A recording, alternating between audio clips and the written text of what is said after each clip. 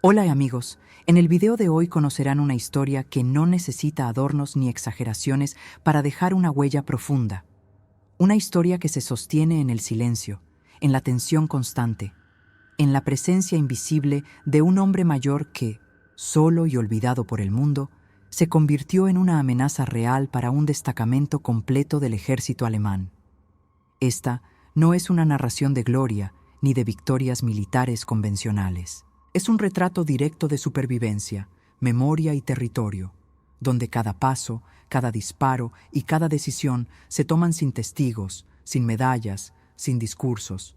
Solo la naturaleza, la guerra y un hombre que conocía demasiado bien la diferencia entre resistir y rendirse.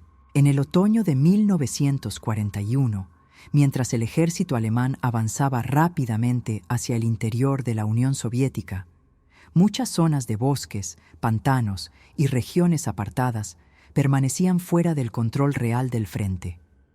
Eran áreas donde los mapas dejaban de ser útiles, donde las carreteras se desvanecían y donde la lógica militar simplemente perdía su sentido. En ese escenario vivía Semyon Timofeyevich Kryukov, un antiguo cazador de 65 años que había elegido el aislamiento mucho antes de que comenzara la guerra. Desde hacía más de 2 décadas habitaba solo una cabaña de madera perdida en lo profundo del bosque, alimentándose únicamente de lo que cazaba, recolectaba y conservaba con paciencia. Semyon no se había convertido en ermitaño por accidente. En su juventud había servido como francotirador durante la Primera Guerra Mundial. Desde entonces había aprendido que la prisa mata más que el frío, que un disparo mal hecho vale menos que no disparar, y que quien conoce el terreno no necesita órdenes para sobrevivir. Algo se rompió dentro de él al regresar de esa guerra. Volvió, sí, pero ya no pudo vivir entre personas. Rechazó el bullicio de los pueblos, el calor de los mercados, los saludos entre vecinos. Eligió el bosque, donde el tiempo tenía otra lógica y donde el silencio no exigía explicaciones. Durante más de 20 años, Semyon caminó esos terrenos con la misma familiaridad con la que otros recorren los pasillos de su hogar. Sabía qué zonas aparentaban ser firmes, pero escondían fango mortal. Sabía qué árboles resistían mejor el viento y cuáles albergaban animales. Conocía las sendas ocultas que los ciervos usaban y también los puntos elevados desde donde se podía observar sin ser visto. No necesitaba brújula, no confiaba en mapas. El bosque entero estaba tatuado en su memoria. Un día de septiembre, mientras regresaba tras revisar sus trampas, escuchó ruidos que no correspondían con la rutina del bosque. Disparos secos, explosiones breves y gritos humanos. Se acercó arrastrándose por el suelo, evitando ramas y sin dejar huellas. Lo que encontró fue una escena desesperada. Un pequeño grupo de soldados soviéticos estaba rodeado por una fuerza alemana superior. Los soviéticos estaban heridos, sin municiones, y eran eliminados sin piedad. No había combate, solo ejecución. Semyon no pensó en órdenes ni en patriotismo. No había tiempo para eso. Lo único que pasó por su mente fue que aquellos hombres eran de su tierra y que los otros habían venido a tomarla. Se posicionó detrás de un tronco caído, reguló la respiración y disparó. Un oficial alemán cayó primero, luego un operador de ametralladora, después un tercero que no entendió de dónde provenía el disparo. Los tiros eran fríos, espaciados y precisos. En pocos minutos, el desconcierto se apoderó del grupo alemán. Sin saber de dónde venía el ataque, se replegaron. Los soviéticos aprovecharon la confusión para escapar hacia el pantano. Cuando todo se calmó, Semyon desapareció como si nunca hubiera estado allí. Esa misma noche, condujo a los pocos soldados sobrevivientes a través de caminos invisibles, protegidos por la oscuridad del bosque. Les cuidó las heridas con remedios simples, compartió parte de su comida y los guió hasta una zona segura. No pidió nada a cambio. Para él, había sido solo un episodio aislado. Pero lo que no sabía es que la guerra no volvería a dejarlo en paz. Pocos días después, al regresar a su cabaña, Semyon descubrió que ya no era suya. El lugar donde había vivido durante casi un cuarto de siglo estaba ahora ocupado por soldados alemanes. Habían instalado allí un puesto de observación, con radios, raciones, armas y patrullas. Semyon observó todo desde lejos, sin ser visto, en silencio, y sin decir una palabra, tomó una decisión irreversible. No volvería a huir. Desde ese momento comenzó una guerra individual. Una guerra sin frentes, sin banderas, sin gritos. Una guerra de un solo hombre contra un destacamento entero. Una guerra de precisión, paciencia y conocimiento absoluto del terreno. Semyon no atacaba seguido. Nunca disparaba desde el mismo lugar. Elegía un objetivo, disparaba una sola vez y desaparecía. A veces pasaban días sin que se oyera un solo tiro, pero cuando ocurría, siempre era mortal. Un centinela caía a lo lejos, sin que nadie supiera cómo. Un soldado moría al ir a buscar agua. Otro simplemente no regresaba de su patrulla. El destacamento alemán comenzó a sentir el peso de lo inexplicable. Las primeras teorías hablaban de partisanos escondidos. Después se mencionó a un grupo de francotiradores soviéticos. Pero nada encajaba del todo. No había rastros claros, no había organización visible. Solo un enemigo invisible que siempre estaba un paso adelante. Buscaron pistas. Enviaron patrullas al bosque. Estudiaron el terreno. Pero no encontraban campamentos, ni fogatas, ni basura, ni señales recientes de presencia humana. Solo cartuchos viejos y pequeñas marcas en la tierra que solo un experto sabría leer. La idea de que aquello no era obra de un grupo comenzó a tomar fuerza. El miedo, primero discreto, comenzó a crecer dentro del destacamento alemán. Algunos hablaban en voz baja, otros evitaban patrullar solos. Cuando el comandante quiso imponer disciplina, ya era tarde.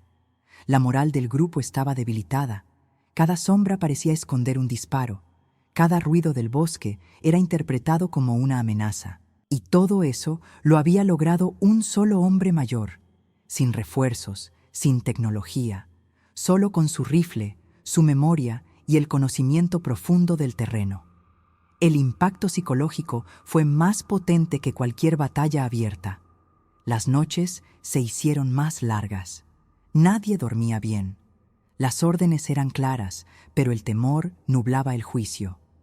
Un enemigo que no se ve, que no deja huella, que no parece seguir lógica alguna, es más peligroso que un ejército convencional. Los soldados comenzaron a hablar de el espíritu del bosque. Un nombre dicho en susurros, medio en broma, medio en serio, para referirse a algo que no podían entender ni detener. Los oficiales intentaron mantener el control. Reforzaron las guardias. Cambiaron las rutinas. Ordenaron inspecciones constantes. Pero el enemigo seguía allí. Un disparo ocasional, siempre mortal, y el silencio de nuevo. El miedo era ahora una presencia constante, más sólida que cualquier trinchera. El enemigo no solo conocía el bosque, era parte de él. Hasta aquí llega la primera parte de esta historia. Hemos visto cómo un hombre aparentemente común, con años de silencio y conocimiento acumulado, se convirtió en una amenaza invisible para una fuerza militar mucho mayor. Pero la historia no termina aquí.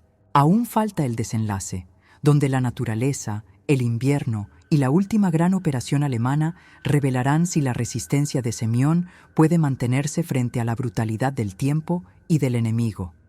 El invierno no trajo alivio para los soldados alemanes.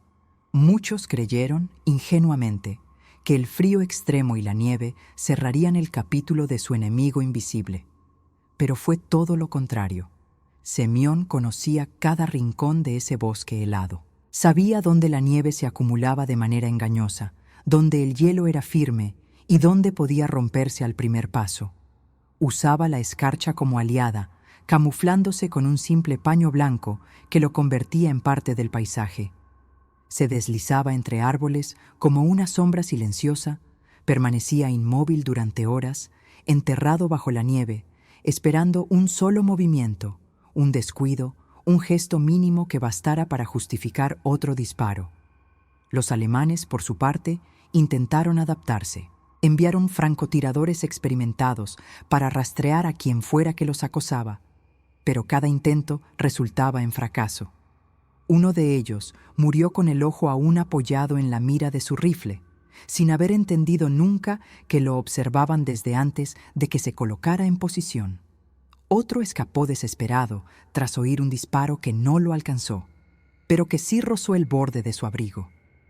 Regresó al puesto con la mirada vacía, convencido de haber enfrentado algo que escapaba de toda lógica militar. Fue entonces cuando el rumor del espíritu del bosque dejó de ser un chiste y comenzó a convertirse en una superstición arraigada. La tensión dentro del destacamento alemán alcanzó su punto máximo cuando, durante una noche de vigilancia, desapareció un grupo completo de patrulleros. Nunca se supo si cayeron víctimas del entorno, de Semyon o de su propio miedo. Solo encontraron al amanecer una cuerda colgando de un árbol y al pie de éste marcas recientes en la nieve que se perdían entre los arbustos. Fue suficiente para que el oficial a cargo tomara una decisión drástica: eliminar por completo la amenaza. Para ello, organizó una operación especial, la más grande que se había realizado hasta ese momento en la zona. Decenas de hombres armados, con provisiones, mapas y órdenes precisas de atrapar, vivo o muerto, al enemigo fantasma. Pero Semyon, una vez más, iba un paso adelante. No solo observaba, escuchaba. Estudiaba el movimiento de los alemanes con paciencia, interpretaba sus intenciones por el ritmo de sus patrullas, por los cambios en sus rutas, por el tono de las órdenes gritadas desde la distancia. Sabía que vendrían, y no planeaba enfrentarlos de manera frontal. En cambio, los guiaría. Deliberadamente, dejó huellas falsas, ramas rotas, indicios tenues de movimiento en dirección a una zona muy particular del bosque, un antiguo pantano congelado que él conocía desde la infancia. Un lugar donde la superficie de nieve engañaba, cubriendo apenas una capa fina de hielo sobre aguas profundas. Cuando la operación comenzó, Semyon ya estaba allí, camuflado, en silencio, observando desde la distancia. Esperó con calma. Los soldados alemanes, confiando en los rastros que encontraban, avanzaron paso a paso hacia el corazón del pantano. Lo que no sabían es que caminaban directo hacia una trampa natural. El primer soldado que cayó lo hizo sin un grito. Solo un chapoteo breve, seguido de un alarido ahogado y el sonido de armas golpeando contra el agua helada. Los demás intentaron retroceder, pero el peso del equipo y la confusión los condenó. El hielo se rompía bajo sus pies. Algunos disparaban sin saber a dónde. Otros gritaban órdenes que se perdían entre el caos. En medio del desastre, un último disparo retumbó en el aire. El oficial al mando cayó de rodillas y luego quedó inmóvil. La emboscada había sido perfecta, no por el número de bajas, sino por el impacto final. Aquella noche, lo que quedaba del destacamento alemán abandonó el puesto. Dejaron equipo, provisiones e incluso heridos atrás. El bosque volvía a estar en silencio. Semyon, por primera vez en meses, se permitió bajar el arma, pero no sintió ninguna victoria. No hubo euforia ni orgullo. Solo una fatiga profunda, un agotamiento que no venía del cuerpo, sino del alma. El bosque, que durante décadas había sido su refugio, ahora era testigo de algo que lo había cambiado para siempre. Ya no era solo naturaleza, era también escenario de muerte, de resistencia, de soledad llevada al límite.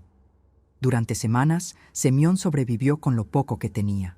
El cuerpo, endurecido por el frío y la edad, comenzó a mostrar señales de desgaste. Las caminatas se hacían más lentas, el pulso menos firme. Aún así, cuando un pequeño grupo de partisanos apareció buscando refugio, Semyon no dudó. Compartió sus conocimientos con ellos. Les mostró rutas, escondites, zonas de peligro. Les enseñó a moverse sin ser vistos, a leer el terreno, a escuchar el bosque. Pero sabía que su tiempo estaba terminando. Ya no cazaba, apenas comía. Dormía en intervalos breves y la tos se volvía más profunda cada noche. En los primeros días de 1942, Semyon no se levantó. Los partisanos lo encontraron recostado junto a su viejo rifle, cubierto por mantas que apenas mitigaban el frío. No había carta, ni palabras finales, solo el silencio que siempre había preferido. Lo enterraron cerca de su cabaña, bajo un árbol robusto, marcado solo con su nombre y 2 fechas grabadas con una navaja. Ningún himno fue entonado, ningún uniforme estuvo presente, solo nieve, ramas secas y el sonido del viento.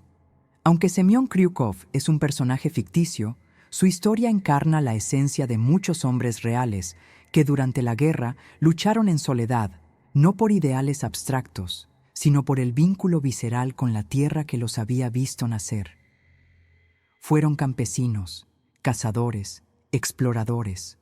No llevaron medallas ni recibieron homenajes, pero su conocimiento del terreno, su resistencia y su capacidad de adaptación transformaron bosques, montañas y pantanos en trincheras personales.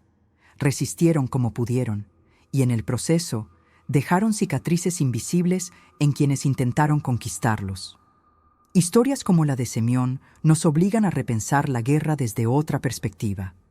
No desde los grandes generales ni las estrategias internacionales, sino desde los márgenes, desde la mirada de un hombre viejo que, en su silencio, desafió a un ejército, que convirtió su conocimiento en arma y su soledad en escudo, que eligió quedarse cuando todo lo demás lo empujaba a huir, y que, al final, encontró la muerte no como derrota, sino como una consecuencia inevitable de haber vivido fiel a sí mismo.